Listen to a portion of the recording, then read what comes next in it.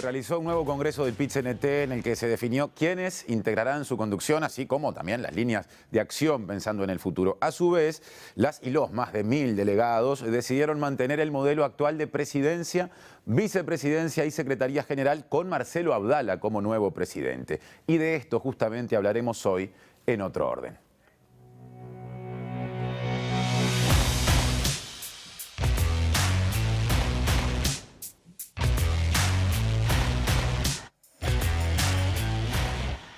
Gracias por estar otra vez, es un gusto acompañarles desde la pantalla de TV Ciudad, además del tema reseñado con el que abriremos el programa de hoy. En el segundo y el tercer bloque nos vamos a detener en lo que se teme podría ser una demanda de mujeres y en particular de mujeres jóvenes, lo que nos conecta con la problemática de la trata y eventualmente de la explotación sexual infantil por la inminente llegada a Uruguay de miles de personas provenientes fundamentalmente de Brasil, en su mayoría hombres, ante la disputa de dos partidos, tres en realidad, pero sobre todo dos de ellos son los que más gente van a mover vinculados a torneos internacionales de la Conmebol. Ese tema se está abordando a distintos niveles y va a estar más adelante. Pero queremos comenzar el programa de hoy mirando a lo que dejó, lo que comenzó el viernes y se extendió por el fin de semana. El Congreso, un nuevo Congreso del PIT-CNT, y para eso estamos recibiendo en esta jornada en Otro Orden a Abigail Puch, que es secretaria de organización de FUESIS, la Federación Uruguaya de Empleados de Comercio y Servicios, y aparte integrante del secretariado ejecutivo del PIT-CNT. Abigail, gracias por la visita a los estudios de TV Ciudad. Muchas gracias a ustedes por la invitación. Hay mucha cosa, si uno busca en términos noticiosos las principales derivaciones del Congreso como para destacar, apelando al poder de síntesis y por supuesto a tu subjetividad y también a tu mirada política. ¿Qué pones en el primer renglón de todo lo que pasó?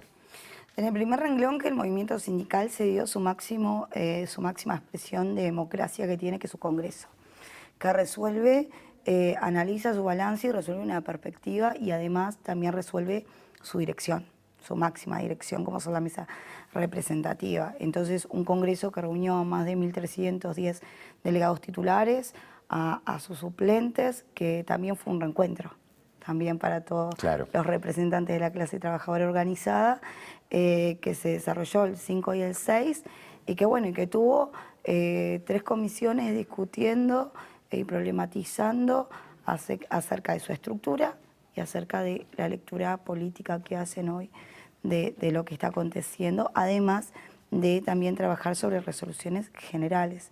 Entonces, en ese sentido, fueron de muchas horas, de mucho trabajo, de discusión, obviamente, y bueno, pero hoy lo que tenemos es que salimos mucho más fortalecidos y con un movimiento sindical que refrenda una y otra vez ser un movimiento unitario, con el mayor sentido de la amplitud. Los grandes titulares pasaron por la elección de Marcelo Abdala como presidente, el cargo que dejó libre Fernando Pereira. Abdala era secretario general, la secretaria general, una mujer, es Silvia Pereira, el vicepresidente José Lorenzo López. Pero claro, vos recién mencionaste a la mesa representativa, yo podría sumar al secretariado ejecutivo, ese que vos integrás, que son organismos muy importantes, pero en general menos nombrados cuando se hacen resúmenes a veces muy breves de lo que pasó. ¿Qué lectura haces de la conformación de esos organismos a futuro y en particular del secretariado? Tengo entendido que en los dos se agregan cupos, se agregan lugares. ¿Cómo hay que entender esas lógicas? Hay que entenderlo también como solicitudes legítimas de las organizaciones filiales del PIT-CNT y también obviamente de la distinta expresión que hay de las orientaciones sindicales que confluyen en el movimiento sindical. Entonces, en ese sentido, tenemos obviamente un nuevo presidente, que es Marcelo, José lo vicepresidente, y Elvia, que es nuestra secretaria general, pero también se suman otras organizaciones. O sea, en realidad aparecen, e inclusive hay como un salto también en la participación femenina, algo que veníamos también insistiendo, reclamando y profundizando, que también establece casi un secretariado ejecutivo paritario. ¿Cuántas mujeres van a estar en el secretariado ejecutivo cuando se formalicen los nombres? ¿Hay acuerdos que ya han trascendido y que se dan como hecho, van a generar esa nueva conformación? ¿El número puede que llegue a 7 mujeres en 17 lugares en el secretariado? Puede superar. Puede superar eso, o sea que estaríamos hablando en ese ámbito de paridad. Claro, sí, totalmente. En la mesa representativa tengo entendido que es más difícil de calcular porque también se amplió a casi 50 lugares, 48. 48, claro. 48. Pero ahí tienen que ver con determinadas lógicas que tienen que ver con las conducciones y también luego, durante otro periodo, los sindicatos van a elecciones, entonces tal vez Claro. van cambiando sus direcciones. Entonces a veces no queda todo como tan establecido durante el periodo entero hasta el próximo Congreso. Pero siempre se apuesta también a que hayan compañeras sumándose y creo que se viene desarrollando un muy buen trabajo que obviamente ha sido impulsado por un grupo de compañeras de la Secretaría de Género, Equidad y Diversidad del PIC-CNT también, y que creo que comienza a dar sus resultados. También hubo una resolución general que establece que el movimiento sindical va a seguir trabajando en apostar a la paridad, porque eso también tiene que ver con la conformación del movimiento sindical, Claro. ¿no? Tal vez hay ramas de actividad que son muy masculinizadas, pero hay otras que son profundamente femeninas. Entonces, en ese sentido, seguir apostando también, y también al tema de la edad y de los recambios. Bueno, ahí está, porque es género y generaciones. Muchas veces el planteo en términos de cambio cultural y que se incorpore a los espacios políticos en general, en este caso sindicales. ¿Qué pasa con el recambio generacional? Ya nos dijiste que en el secretariado habrá un número alto, quizá de más del 50% o del 50% de mujeres. ¿Qué pasa con las generaciones que se incorporan o con las edades promedio? Aunque me entiendo que es muy difícil de calcular, pero para tener un concepto. En este momento no te la podría calcular, pero sí lo que tiene es que venimos trabajando también en ese tema, porque también hay recambios naturales.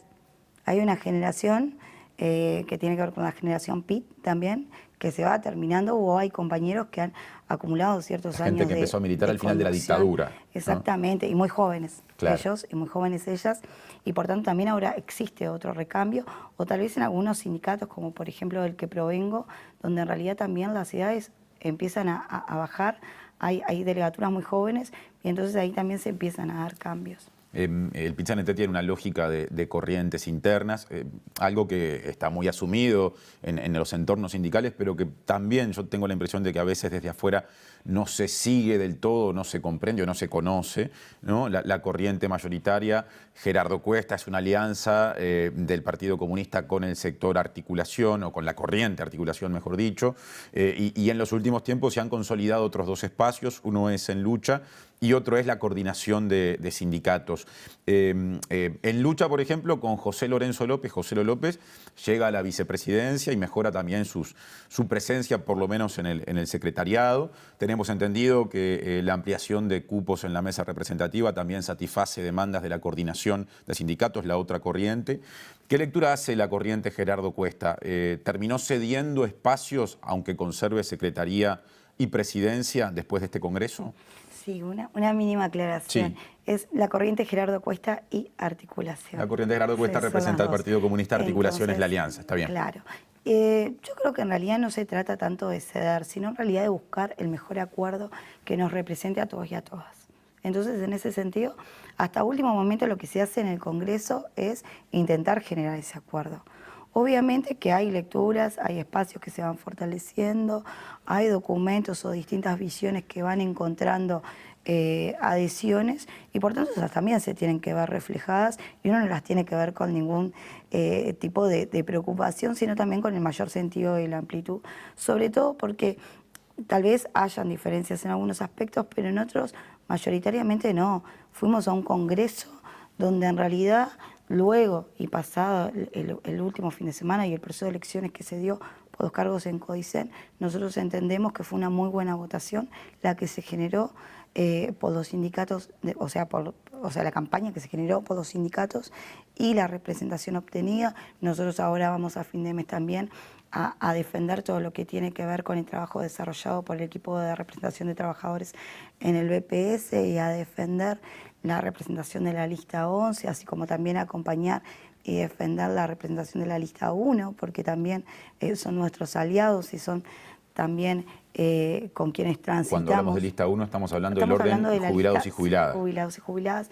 Y después obviamente tenemos todo este marco de discusión y democrático que sea, que tiene que ver con que nosotros estamos dentro de una campaña para derogar 135 artículos de la Ley de Urgente Consideración. Y eso también requiere mucho trabajo colectivo, esfuerzos organizativos, muchísima cuestión pedagógica y formativa, y bueno, y así sucesivamente. También tenemos el tema de la reforma de la seguridad social, obviamente una ronda de consejo de salario que aún no terminó.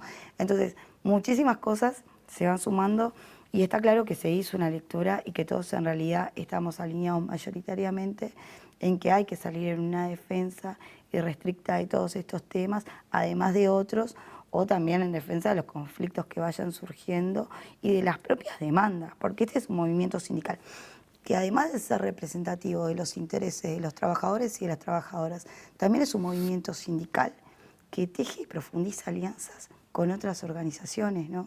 Que en realidad también se enmarca en construir un bloque que sea más amplio de aquellas organizaciones con las que, tal vez más históricas, con las que transitamos algunos procesos. Y entonces ahí también aparece una discusión que dar, cómo profundizar nuestro relacionamiento con las organizaciones feministas, de cómo profundizar también nuestro trabajo con organizaciones vinculadas al medio ambiente. Entonces, todo eso está dentro. Y ahora la tarea, obviamente, de la máxima dirección que queda establecida, que es la mesa representativa, y de la dirección cotidiana, que es el secretario ejecutivo, es aterrizar todas las resoluciones y obviamente desarrollar todo el trabajo por estos años. En los días, te diría que en las semanas previas al Congreso hubo una discusión pública con respecto a la forma de representación que debía llevarse adelante. Por un lado, la unión de la corriente comunista con articulación defendían claramente la continuidad del esquema presidencia, vicepresidencia y secretaría general, y desde las otras corrientes se proponía volver a las figuras de coordinadores y coordinadoras que en el pasado funcionaron. Una de esas corrientes, que es En Lucha, finalmente termina accediendo a la vicepresidencia, gana espacio también, por ejemplo, en el secretariado ejecutivo y depone ese planteo. Eso fue parte de la negociación, es decir, se mantiene esta forma de representación porque una, por lo menos, de las otras corrientes mejora su ubicación en la convención, en el PIT-CNT, en los organismos, y por ende depone del planteo. Hay distintas visiones de cómo se conduce, al menos de la dirección cotidiana. Nosotros y nosotras, desde la corriente de Gerardo Cuesta y de Articulación, entendemos que ayuda a ordenar, tal vez, ¿no?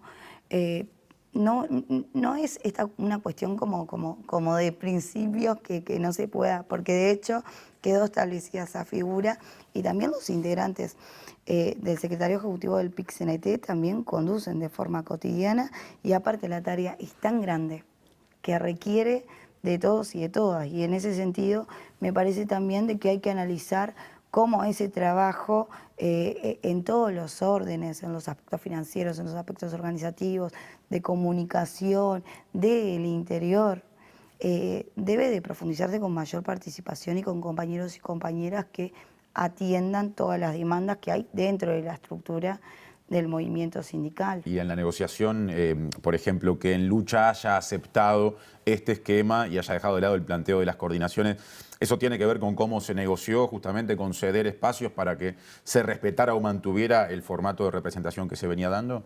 Y siempre es bueno, en realidad, que haya también un acompañamiento de las demás corrientes. En este caso fue puntualmente la corriente En Lucha, y bueno, eso está bien, pero son distintas visiones de la conducción del movimiento sindical. Todas lograron confluir y lo que tuvimos fue un acuerdo que fue tal vez lo que prima y lo que tiene que ser mayormente resaltado. Algunas preguntas puntuales de discusiones que se dieron, en algunos casos en el marco institucional y en otros casos quizá hasta en ámbitos más amplios o por fuera. La vuelta a la vicepresidencia de José Lorenzo López revivió el recuerdo del hecho del año 2015 en un centro de Inagua en el que un grupo de personas reprimen a menores internos justamente de ese lugar. En un video que en aquel momento se viralizó, López aparece, no participa, pero acompaña, está presente en el momento, tampoco impide que eso ocurra. ¿Qué te dejó a vos o qué te deja el hecho de que 6 años después José Lorenzo López vuelva a ocupar ese cargo de relevancia, por más que siguió siempre siendo parte del movimiento sindical en COFE y en el SUINAU? Primero, una cuestión que me parece relevante es que los 3 cargos están para conducir realmente y para coordinar. Y segundo, que en realidad nosotros analizamos las figuras de conducción no solamente de las personas. Después, las distintas corrientes asignan a las personas o resuelven en sus internas quiénes son. En este caso, José López podría haber sido Valeria Ripoll o podría haber sido otra persona. Es José, lo resolvió la corriente, es legítimo, hay que asumirlo como tal. y con respecto a los temas... Obviamente que todos y todas pueden generar mayores adhesiones o no, pero lo cierto es que así como nosotros de forma mayoritaria también resolvimos a Marcelo y a Elvia, bueno, eso es algo también que como que no está en discusión. Hacia la independencia de las corrientes, ese es el entiendo el planteo. planteo que haces, pero también entiendo que es un tema que en su momento fue muy doloroso para el movimiento sindical, fue transitado, él obviamente renunció a su condición de vicepresidente y luego en el último periodo tuvimos a la compañera Soraya que desarrolló todo el proceso. También hubo una solicitud de que ese lugar también lo acompañara la compañera Valeria Ripoll, no fue posible y por tanto, bueno, ahora sí se vuelve a reordenar. Otra discusión estuvo o se generó ante la situación del sindicato de funcionarios policiales de Montevideo. El sindicato de artes gráficas planteó la expulsión, o sea, ahora en el ámbito del Congreso se replanteó una discusión que antes había dado en otros ámbitos de conducción a comienzos de este año. Hubo una mayoría clara en el sentido de rechazar esa moción y por ende de respaldar la permanencia del CIFPOM dentro del movimiento sindical. Quienes impulsaron justamente la moción rechazada hablaban, bueno, de la posibilidad o el hecho de que policías puedan reprimir a trabajadores y trabajadoras, ¿no? Señalando una de las inconveniencias. ¿Qué postura tenés, en tanto integrante del movimiento sindical, con respecto a esa tensión que se genera, tomada ya la decisión que se tomó? Tensiones siempre pueden haber. Lo que en realidad a veces uno debe discutir las cosas con mayor claridad o en los momentos con más tranquilidad. Está claro que hubo una moción que es legítima, que se da en un organismo que se puede dar, obviamente si dio lectura se pasó a votar, hubieron argumentaciones a favor, hubieron argumentaciones en contra, todos tenían su derecho a hablar. También se transitó en un ámbito de bastante respeto, que eso es ampliamente destacable, ¿no? Porque en momentos de tensiones también, cuando salen algunos titulares, lograr argumentar, discutir o defender posturas, parece que es algo que nos hace mucho bien y refrenda también todo un espacio democrático. Ahí hay distintas visiones que van a tener que convivir. En este caso, el sindicato policial quedó refrendado por un congreso, obviamente obtuvo una votación mayoritaria para seguir con su permanencia. También está integrado dentro de la mesa representativa y del secretariado ejecutivo del PIC-CNT. Ahora, ocurren muchísimas cosas, porque uno puede quedarse con eso, ¿no? Puede quedarse con la situación que se dio con respecto al tema del sindicato policial, puede generar mucho ruido o no. Lo cierto es que es una organización que en los últimos años ha crecido y también, la sexta obviamente, delegación en el Congreso en número. Obviamente también es una delegación que de forma legítima, como cualquier otra, pide su ingreso a la mesa representativa como lo hacen todos los sindicatos y también obviamente se ve reflejado en la conducción cotidiana. Eso me parece como importante dejarlo claro porque es como las lógicas que se da el movimiento sindical. Ahora sobre el cierre, porque el tiempo se nos va, te quería hacer otra pregunta. Pero déjame pasarte un reclamo porque esto también me parece importante y no salió en ningún lado, que tiene que ver con que también en los congresos se aprovecha también para dar ingresos también a otras organizaciones. Y me parece que así como a veces se destacan estos temas, habría que destacar que el Congreso del PIC-CNT por unanimidad también dio ingreso a otras, que es la Organización de Trabajadoras y Trabajadores Sexuales, y que parece también bastante relevante dejar claro eso. Entonces uno mira y dice, este es el movimiento sindical que uno tiene. Y nos conecta con el tema que vendrá en el próximo bloque. Muchísimas realidades. Así que otra forma parte, la Organización de Trabajadores y Trabajadoras Sexuales, forma parte del movimiento sindical desde este congreso del fin de semana. Formalmente sí. Bien, claro, ya estaba participando. Volviendo al CIFPOM, el Sindicato de Funcionarios Policiales de Montevideo no comparte la derogación de los 135 artículos de la Ley de Urgente Consideración, porque bueno, no se puede votar por separado artículo por artículo y el paquete o parte del paquete cuestionado de artículos de seguridad son respaldados por el sindicato. Y hay una postura muy distinta en la mayoría, podríamos decir, del movimiento sindical, que de hecho sale de este Congreso diciendo una de las primeras prioridades tras las elecciones del BPS es el referéndum. Esa otra tensión, ¿cómo se resuelve? En realidad ellos lo que manifestaron es que iban a dejar en libertad de acción. Hay cosas que no son lineales, ¿no? El movimiento sindical se dio su espacio para discutir, ¿no?, por cuánto iba, con qué organizaciones, y en realidad lo que terminó laudado es que íbamos por la derogación de 135 artículos. Obviamente eso fue refrendado por las organizaciones sindicales. Algunas con mayores dificultades, otras con mejores condiciones, fueron hacia la recolección de firmas. Ahora, está claro que en 800.000 voluntades hubieron de todo tipo, e inclusive nosotros vimos que hubieron trabajadores policiales que firmaron y adhirieron a la propuesta. Entonces, en realidad, ahora lo que queda es la otra parte de la campaña. Dejar en libertad de acción es una cosa, y otra cosa es hacer formalmente campaña en contra. Entonces, en realidad, nosotros lo que entendemos es que obviamente hay diferencias, y en realidad cuando el movimiento sindical lauda. Y lo que laudó fue esto, y en realidad todos y todas vamos hacia ahí. Obviamente pueden haber diferencias con algún sindicato. Lo que está claro es que en realidad lo que nunca conviene mucho por un afiliar es estar en contra de las resoluciones de su máxima conducción, y sobre todo si uno es parte, ¿no? Está claro. Pero ¿por qué te decía que no todo es lineal? Porque en realidad ni todos los trabajadores sindicalizados firmaron, Sí. ni todos los trabajadores que no están sindicados dejaron de firmar.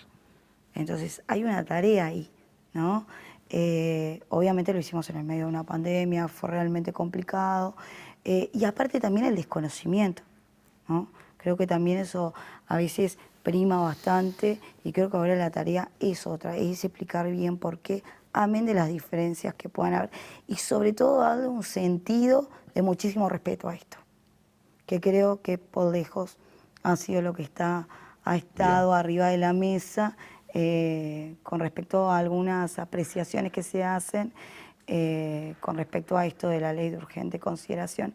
Y la ciudadanía necesita que en realidad le demos un valor respetuoso a la discusión sobre todos los 135 artículos, no solamente centralizados en el capítulo 1, pero centralizado ahí, pero con todo, porque es de gran importancia. Abigail Puch, secretaria de organización de FUESIS, integrante del secretariado ejecutivo del PIT-CNT, gracias por la visita a En Otro Orden. Muchas gracias a ustedes. Nosotros hacemos una tanda y venimos con Julieta Núñez Tomás para hacer la introducción del tema que va a ocupar los dos bloques siguientes, que tiene que ver con los riesgos de situaciones de explotación sexual en general, de explotación sexual infantil en particular, ante la llegada de miles de personas por las finales de las Copas Libertadores y Sudamericanas. No se vayan.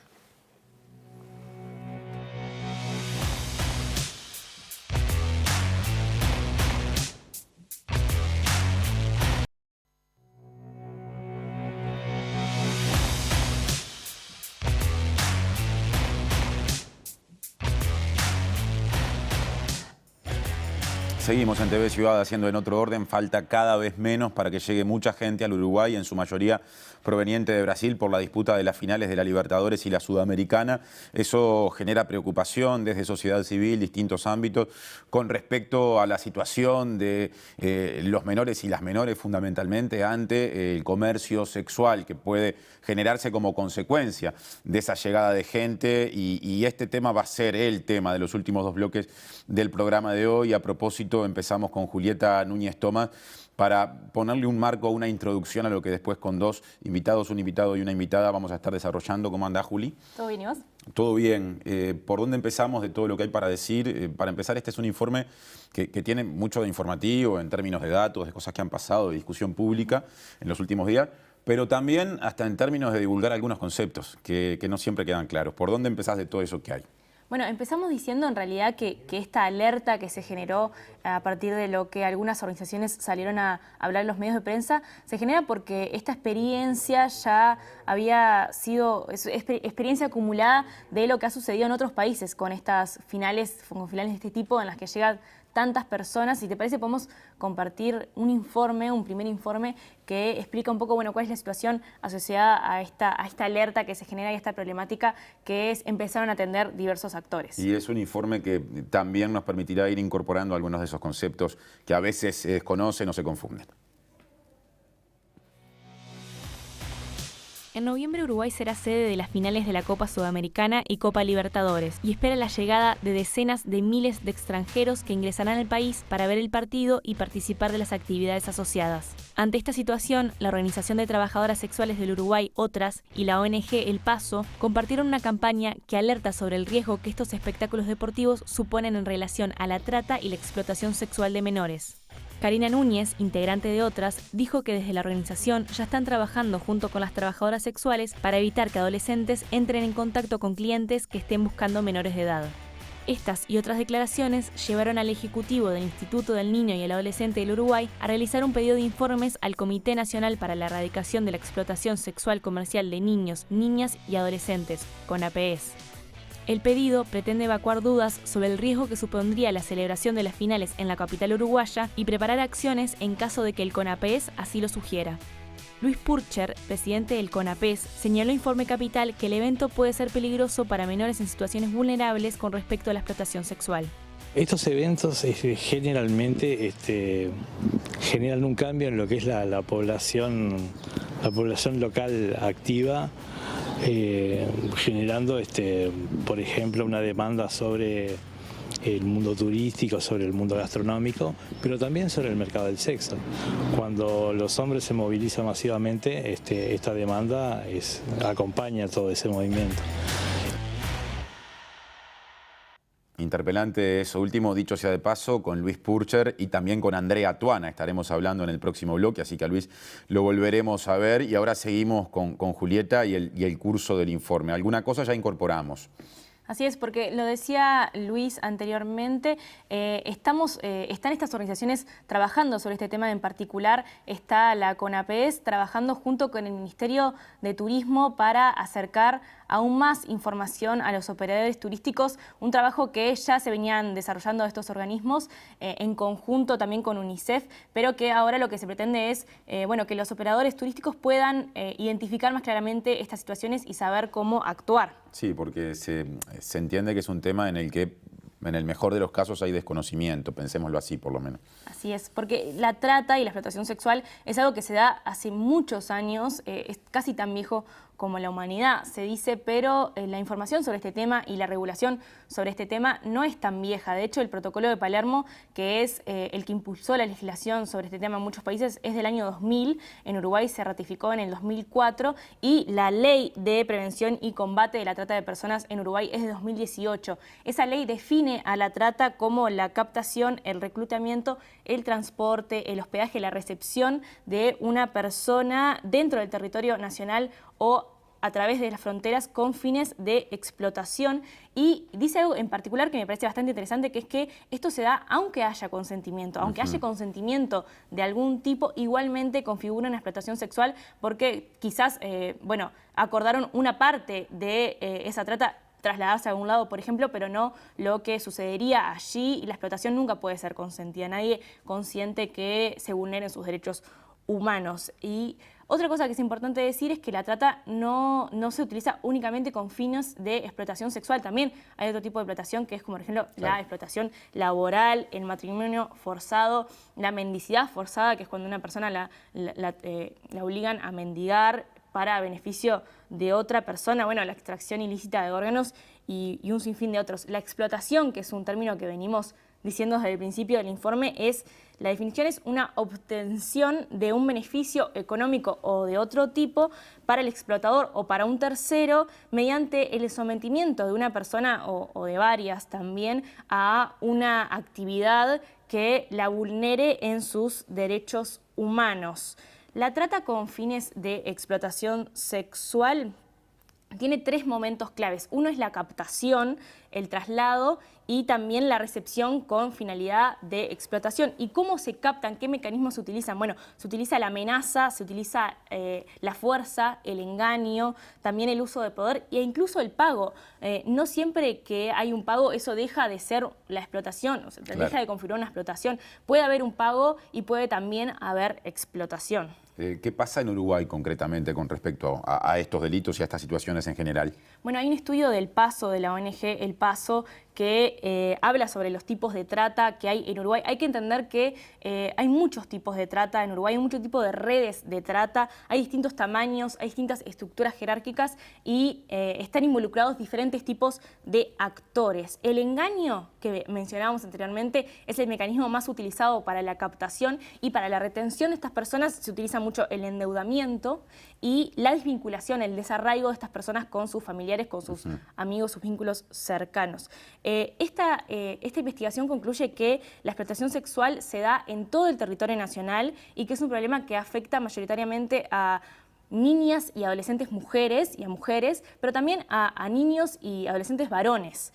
De las 448 personas que fueron asistidas por el servicio de trata de personas en situación de trata de El Paso, de 2011 a 2018, el 71% fueron con la finalidad de explotación sexual, muchas veces combinadas con otro tipo de explotación, como por ejemplo la explotación laboral. Además, este estudio concluye que Uruguay es un país de origen, de tránsito y de destino. Es decir, llegan personas y también salen personas de nuestro territorio para la explotación sexual, para la trata. Y es importante también decir que hay mucha llegada de extranjeras, pero que la trata de uruguayas principalmente ocurre dentro de las fronteras y ocurre en esto que nos mencionaban desde El Paso también, que son estas micro desapariciones que están sucediendo mucho últimamente, que es que son gurisas que desaparecen de su casa por 1, 2, 3 días y vuelven, ¿no? Son explotadas sexualmente en fiestas privadas, a veces en hoteles, en otros departamentos, pero vuelven, entonces muchas veces no se genera una denuncia, pero igualmente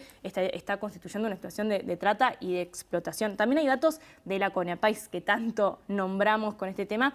Por ejemplo, en 2020 hubo 410 casos de explotación sexual a menores, porque es lo que atiende la CONAPES, que repetimos que es el Comité Nacional para la Erradicación de la Explotación Sexual en la Niñez y la Adolescencia. 410 casos en 2020, una cifra mucho más grande de la que se venía manejando años anteriores. Esto ya venía subiendo año a año, pero en 410 en 2020 hubo un salto. Y esto se le atribuyó, o lo atribuyó Luis Purcher, presidente, que vamos a tener en unos minutos, a una baja en la presencia estatal del Estado durante la pandemia. Claro. Pero hay otro dato que es aún más preocupante, que tiene que ver con la cifra de este año. Hasta agosto de este año se vienen registrando 440 casos de explotación sexual comercial a menores. Solo en 8 meses, más que el año pasado. Sí. Más que en los 12 meses del año pasado. Exactamente. Ya tenemos más, o sea que vamos a terminar 2021 con una cifra aún mayor a la de 2020. Bien. Estuviste profundizando con más gente experta, digamos. Contanos con quién. Sí, hablamos con Fabiana Condon. Ella es psicóloga y está especializada en violencia hacia niños y adolescentes y trabaja en la ONG El Paso. Sobre ella hablamos hablamos sobre trata y sobre explotación sexual. Si te parece, lo compartimos. Vemos y escuchamos. Es importante reconocer públicamente que en Uruguay el problema de la trata es un problema viejo y actual, vigente. Existen no solo diferentes investigaciones que han demostrado que Uruguay es un país de tránsito, pero también de destino y de origen para la trata de personas. En Uruguay se han identificado mujeres uruguayas que han sido víctimas de trata y también mujeres migrantes que han sido en el tránsito de la migración, que han sido tratadas y que son explotadas hoy en nuestro país. Además de mujeres adultas que se las identifica en situación de trata con fin de explotación sexual, también se identifican adolescentes que son víctimas de trata interna en nuestro país o que son víctimas de trata mixta o de trata internacional, digamos, que son trasladadas afuera de nuestro país en micro desapariciones, digamos, que se las explota en otro país y que después son devueltas para que en este marco de continuar en nuestro país sea invisibilizada la victimización que sufren. Entonces, capaz que en resumen resaltar que en nuestro país hay mujeres y hay niños, niñas y adolescentes que viven situaciones como muy graves, que hay adolescentes que hoy están siendo víctimas de trata en nuestro país. ¿Y qué hace Uruguay ante este problema?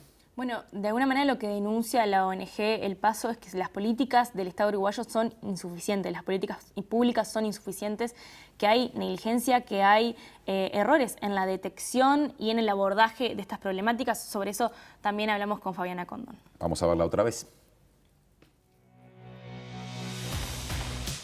Todavía tenemos una deuda grande en lo que tiene que ver con la protección efectiva, real, para que se interrumpan estas situaciones de explotación, y todavía hay una deuda grande en lo que tiene que ver con la persecución del delito, con la sanción de los responsables y con la reparación del daño que se producen sobre las víctimas, ¿no? Que es el daño psicológico, es el daño económico, porque hay un impacto enorme en las posibilidades que tienen los chiquilines de desarrollar proyectos de autonomía, un daño gigante también, producto de la mirada social sobre los gurises y las gurisas víctimas, que todavía les sigue culpabilizando, que todavía no las sigue estigmatizando y que todavía no logramos una sociedad que efectivamente sancione a los responsables, no solo penalmente, sino moralmente y éticamente, estas prácticas tan graves de vulneración de derechos.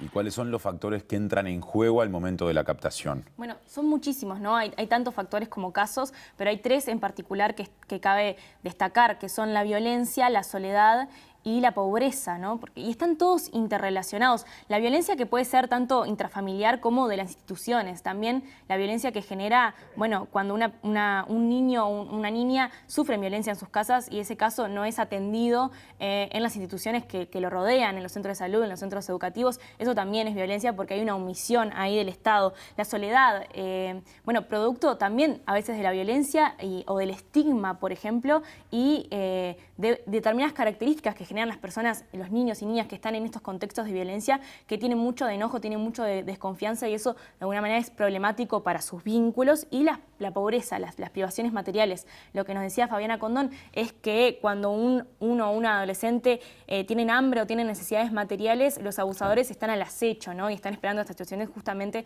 para interceder y para explotarlos, y que estos problemas están muy asociados a la crisis, que creo que tenemos que estar atentos más que nunca. Lo hemos hablado en otros informes también, lo que sucede cuando la crisis que estamos atravesando en este momento, el aumento de la pobreza influye en todo. Hablamos de alimentación, hablamos de cáncer de mama, bueno, en este caso también, y nos hace bueno, estar más alertas ante esta situación. Sabemos que esta pobreza puede llegar a aumentar los casos de explotación y de trata. Y bueno, mencionar también esto que decía Fabiana en el video, que habla de las consecuencias que hay en las víctimas. Hay consecuencias físicas, pero también hay consecuencias psíquicas, ¿no? La omisión de la prevención y la detección a tiempo generan una situación de desvinculación de esta persona, de desconfianza, y después eso hace muy difícil tratar y trabajar con personas que han sido víctimas. Realmente es un daño muy profundo, un daño psíquico muy profundo el que se genera, y el tratamiento, el abordaje de estos temas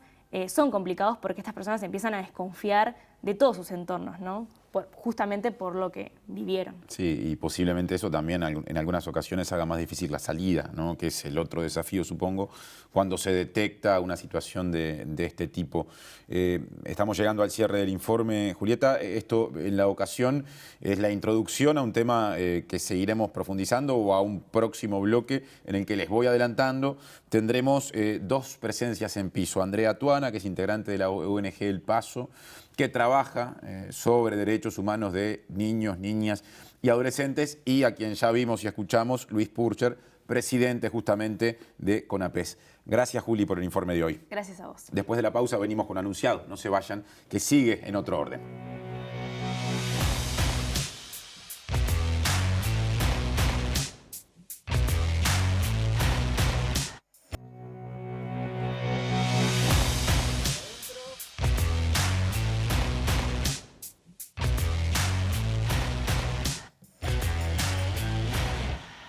Último bloque de En Otro Orden. Como lo anunciamos, seguimos abordando la problemática de la explotación sexual y distintas situaciones conexas, fronterizas, la trata, qué pasa cuando hay personas menores involucradas y, bueno, el riesgo inminente por esta llegada masiva de gente dentro de pocos días a nuestro país, proveniente sobre todo de Brasil. Para eso ya mismo estamos recibiendo, ahora en formato a 2 voces, como quien dice, a Andrea Tuana, que es integrante de la ONG El Paso. Andrea, gracias por estar en los estudios de TV Ciudad. Un placer. Y también tenemos a Luis Purcher, a quien ya vimos y ahora lo tenemos integrando la mesa. Luis, gracias por estar. No, gracias a vos por la invitación. Reitero, lo dijo ya Julieta, pero Luis es presidente del Comité Nacional para la Erradicación de la Explotación Sexual Comercial y No Comercial de la Niñez y la Adolescencia, CONAPES. 2 preguntas de arranque, Luis. Este comité depende de INAU, ¿está bien planteado así? ¿Cómo se compone? ¿Cómo es su vínculo con la institucionalidad? CONAPES es presidido por INAU. Yo soy funcionario de INAU desde hace 37 años. Ingresé en el Consejo del Niño. y es una instancia de carácter intersectorial que integran varios ministerios, Ministerio del Interior, Ministerio de Relaciones Exteriores, Ministerio del Turismo, la Universidad de la República, la Asociación Nacional de ONGs, la OIM, UNICEF y el Instituto Interamericano del Niño. Bien. Básicamente, hay otros integrantes también. Justamente citando datos aportados por vos en los últimos días a partir de esta situación o discusión pública que se planteó por esto que mucha gente siente es un riesgo en términos de niñez en nuestro país, se habló justamente de un total, recién lo mencionaba Julieta, de 440 situaciones vinculadas a explotación sexual infantil, solo en los primeros 8 meses del año, contra 410 que se habían acumulado en todo el año pasado. Algo ya adelantó Juli, pero nos interesa profundizar en los motivos. ¿Qué explica ese fenómeno que viene siendo viene siendo creciente, digamos, en este 2021, sin contar lo que puede pasar, ojalá que no, en torno a estos partidos de fútbol dentro de un par de semanas? Sí, sin duda el tema de la explotación sexual comercial no arranca con la llegada de hinchas brasileños. Es un problema con el cual convivimos desde hace muchísimo tiempo y que paulatinamente hemos ido pudiendo observar, pudiendo entender, pudiendo también construir conocimiento sobre el problema, porque hace no mucho tiempo este problema directamente se negaba. Era algo que en Uruguay no sucedía. Pero producto de este acercamiento a la realidad y también de la construcción de lo que en su momento llamamos los equipos itinerantes, pudimos estar en todo el país. Y desde que en el 2015 los equipos itinerantes del Paso y Gurises Unidos comenzaron a registrar las situaciones con las que se encontraban a lo largo y a lo ancho del país, el fenómeno pasó de prácticamente de 30, 40 casos que identificábamos por año a más de 150 en un solo año, y por la presencia de equipos en territorio. Claro. Y es como un buen indicador. En la medida en que generamos capacidades para ese saber mirar, el problema empieza a aparecer. Así como nos costó identificar las situaciones de violencia en el país y llevó todo un proceso histórico generar una mirada y una legislación que fuera acompañando la profundidad del problema, también en los temas de explotación sexual comercial hubo avances que nos colocan en un buen lugar en cuanto a legislación en la región, y que tienen, digamos, tienen como base esta mirada de cercanía, esta mirada de estar cerca del problema, un problema que es muy complejo, que es muy difícil de visualizar, que es un problema negado, invisibilizado, oculto detrás del sistema del lenguaje, del sistema cultural, pero que poco a poco muestra sus caras más violentas, sobre todo sobre el cuerpo de niñas, niños y adolescentes.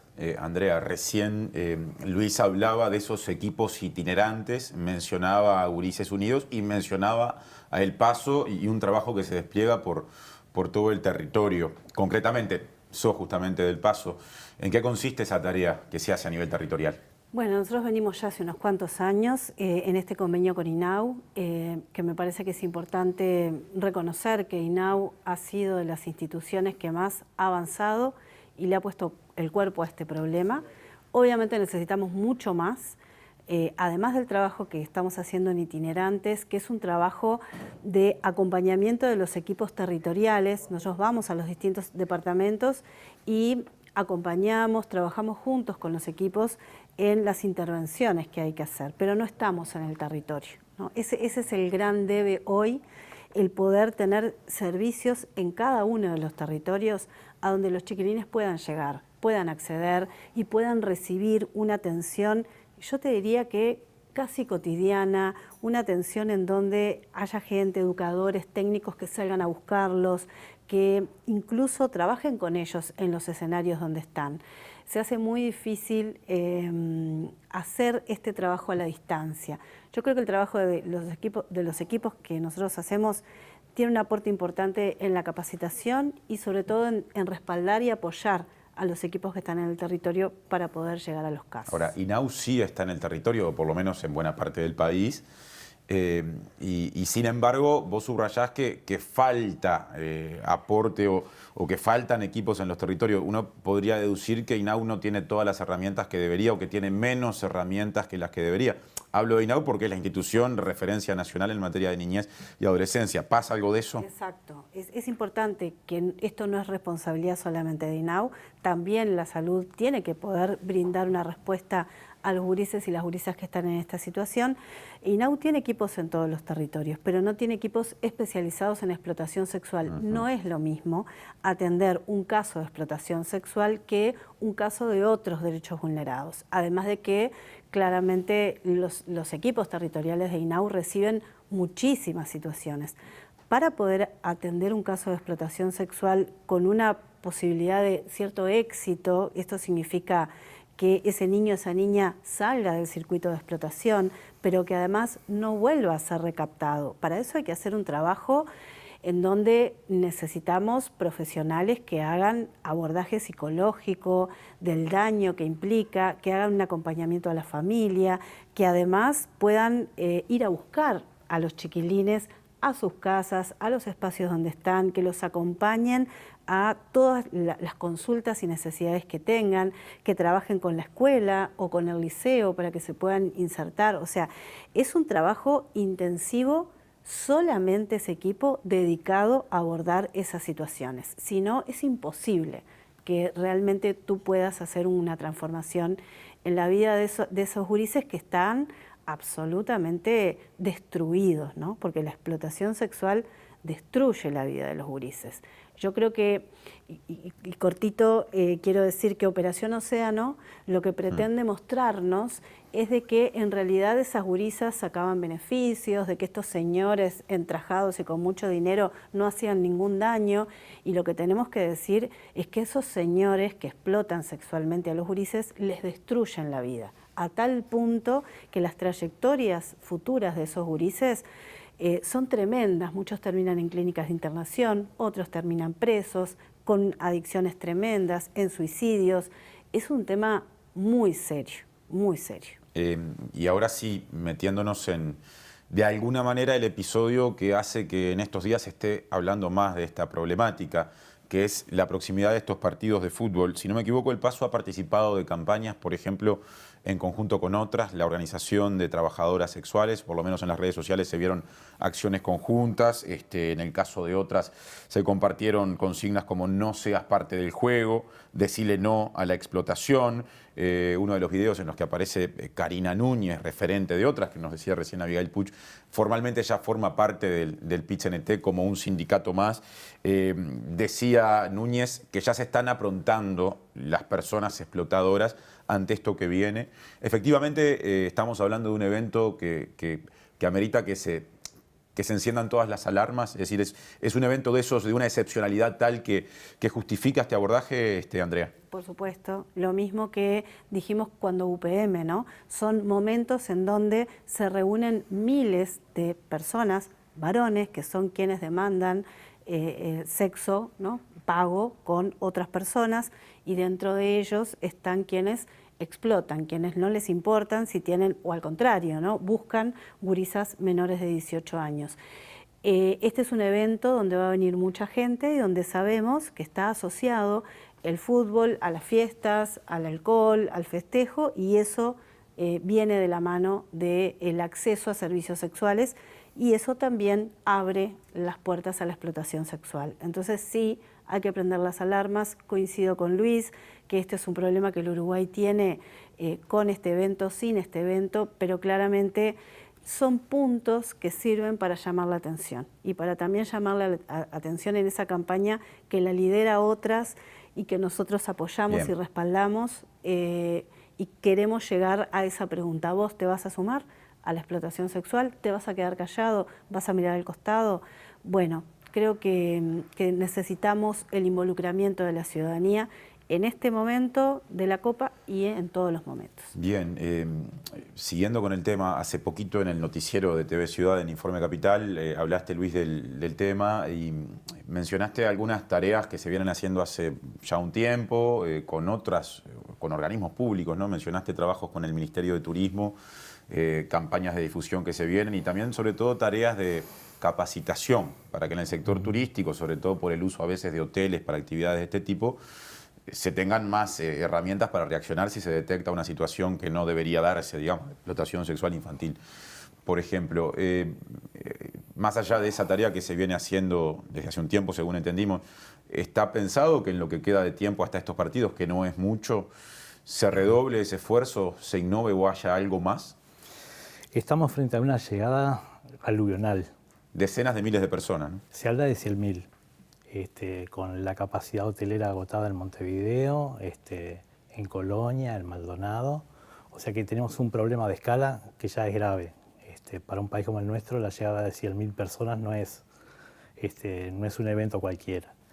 Que por otro lado son 100.000 personas en el marco de una fiesta masculina. Y sabemos que es parte de esa fiesta, o es tomado como natural que sea parte de la fiesta, el consumo de todo aquello que se encuentre en el camino. Si aquello que se encuentra en el camino son cuerpos de niños, niñas y adolescentes, estamos realmente frente a un eventual problema muy grave porque precisamente esa escala hace la diferencia, porque por más que se puedan movilizar espacios de prevención y de protección, siempre va a quedar corto al lado de ese aluvión. Por otro lado, y vinculado con el tema anterior, más sociedad civil organizada y más Estado. La conjunción de estos actores son como centrales. Sin sacar la responsabilidad que el Estado tiene sobre la protección de derechos, también en estos momentos lo único que nos puede equiparar en esa pelea por la escala y la cantidad es comunidades alerta, comunidades que protejan, intentando que estos espacios que naturalmente son tomados como espacios de explotación sean espacios de protección. Y ahí estamos a nivel técnico con el Ministerio del Interior, con UNICEF, con Fiscalía, con el Ministerio de Turismo. Estamos implementando una serie de medidas que queremos que sean una batería, que luego las autoridades institucionales decidirán cuáles son las que llevan a cabo, pero hay una intención de llegar rápido y bien, sobre todo a aquellos operadores que se van a encontrar con el problema en la intención de construir un saber qué hacer del cual hay una experiencia, hay una práctica, porque digamos, a través del trabajo de los equipos itinerantes y lo que hemos aportado en cuanto a sensibilización y capacitación, hace que cerca de 15.000 operadores en los últimos 10 años hayan sido parte de estas instancias de sensibilización, y son personas que por lo menos pueden en un primer momento identificar que están frente a una situación o una presunción de una situación de explotación sexual y saber qué hacer frente a ese acontecimiento. Hace poquito, aquí, la semana pasada, en otro orden, estuvo el subsecretario del Ministerio de Turismo, Remo Monseglio, que aparte ha sido durante toda su vida operador hotelero, digamos, y dijo, cuando planteamos este tema, que de alguna manera en el sector hotelero todo el mundo sabe que no debe permitir el ingreso sin compañía de personas adultas responsables de menores a los hoteles. ¿Alcanza con eso? Es decir, o nos estamos quedando cortos en el sentido de pensar que por fuera de la norma hay formas de esquivar o hay a veces inclusive actitudes cómplices. En todos los espacios ocurren excepciones. Y frente a este aluvión, lo deseable es que no hubiera ninguna. Pero estamos en una situación que tenemos que intentar prevenir. Los hoteles son comercios establecidos, en la mayoría de los casos registrados, sujetos a determinada responsabilidad, haya o no haya convicción o adhesión a la causa. ¿Cómo ves, Andrea, el desafío de todo lo que pasa por fuera de esos ámbitos formales? Sí, también quería decir sobre esta pregunta que hacías, que todo el mundo sabe que no hay que manejar habiendo tomado alcohol. No alcanza con que todo el mundo lo sepa, ¿no? Evidentemente el gobierno toma medidas en los temas que le interesan. Entonces parecería de muy poco interés alguien que responda de esa manera, ¿no? Que todo el mundo sabe lo que tiene que hacer. Yo creo que estamos frente a un problema muy grave en donde el Uruguay no ha tomado conciencia, el Uruguay en general, ni su población, pero tampoco los gobernantes. Entonces creo que es un tema en el que siempre hay que estar llamando la atención. Lo que va a pasar en el sector hotelero, lo que va a pasar por fuera, lo que va a pasar, pero lo que ya está sucediendo y lo que va a seguir sucediendo. Hablaba el otro día con gente de Rocha, muy preocupadas por situaciones de violencia sexual, de explotación sexual que aumentan cuando viene la temporada, en todos los departamentos, ¿no? 33, un departamento en donde en el 2018 asesinaron a una adolescente de 14 años, Rocío Duche, de la cual nadie la recuerda, ¿no? Porque era una gurisa de la pobreza, era una gurisa víctima de explotación sexual, que se sabe que estaba siendo víctima de una explotación sexual, o Milagros Cuello, que está desaparecida desde hace 4 años, también presuntamente estaba en una red de explotación sexual. Estos son casos que además tampoco en la justicia son mirados como deben verse, y no puedo dejar de pensar en Bernardo, que hoy está preso en el CONCAR, cumpliendo una pena por un delito de extorsión, cuando él extorsionó a su explotador sexual, o sea, cometió un delito en el marco de haber estado siendo explotado sexualmente durante años, y que además eso aumentó su adicción. Bueno, un luchador, Bernardo, que está en el CONCAR y que esperamos que, bueno, que siga adelante, y así, ¿no? Tantas vidas de gurises que puedo nombrar y nombrar, que están siendo destruidos y que estos gobiernos no reaccionan. Estos gobiernos, lo decís en plural. Sí. ¿Qué quiere decir? ¿El actual, los anteriores? Sí, el actual, los anteriores. Creo que hace muchos años que venimos con este problema instalado, que venimos denunciando, que venimos diciendo lo que está pasando, y no logramos una voluntad política que lo priorice. Obviamente que se hacen cosas, y lo primero que dije yo es que INAU ha sido la institución que más ha hecho, ¿no? Y de hecho está presidiendo el CONAPES, tiene servicios, los equipos itinerantes, pero esto realmente requiere un compromiso de alto nivel, y eso no lo estamos viendo, ni en este gobierno ni en los anteriores. Andrea Tuana, de la ONG El Paso, gracias por la visita. A ustedes. Luis Purcher, del CONAPES, lo mismo, gracias por la visita, y bueno, se seguirá hablando del tema en estos días porque estamos a 2 semanas, o bueno, podríamos verlo al revés y decir, solo faltan 2 semanas para ese ingreso masivo de gente. Hasta la próxima. Bueno, gracias por la invitación. Y les agradecemos a ustedes por estar del otro lado, y también les decimos hasta la próxima, porque cerramos con el formato de mesa, con este intercambio, el En Otro Orden de hoy. El miércoles que viene a las 9 de la noche estamos en contacto otra vez a través de la pantalla de TV Ciudad. Que pasen bien.